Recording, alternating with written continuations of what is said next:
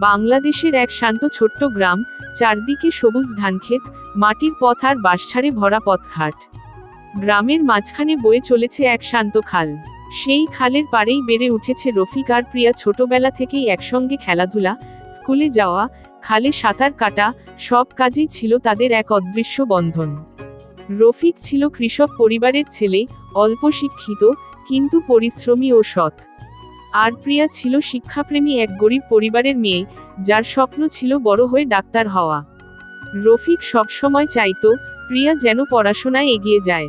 সে নিজে কখনো শহরে যাওয়ার স্বপ্ন দেখেনি, কিন্তু প্রিয়া স্বপ্নে সে নিজের স্বপ্ন খুঁজে পেত। একবার গ্রামে মেলা বসে রফিক তার জমানো টাকায় প্রিয়ার জন্য একজোড়া সবুজ কাচের চুড়ি কেনে। প্রিয়া লজ্জায় মুচকি হেসে তা পরে ফেলে।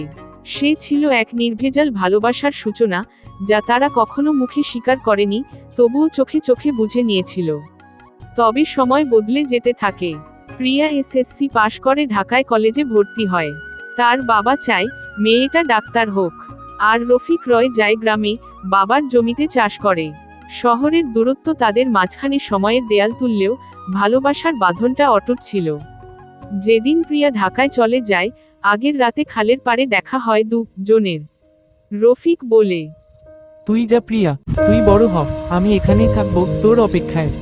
প্রিয়া কাঁদতে কাঁদতে বলে, তুই বুঝিস না রফিক, তোর মতো কেউ ভালোবাসতে পারবে না। আপনাদের কি মনে হয়, প্রিয়া কি আর গ্রামে ফিরে আসবে, নাকি শহরে ডাক্তার হয়ে সেখানেই থেকে যাবে? তাহলে কি এখানে রফিক আর প্রিয়ার প্রেমের রীতি?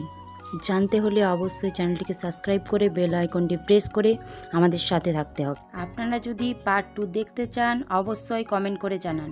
খুব শীঘ্রই পার্ট 2 আসতে চলেছে।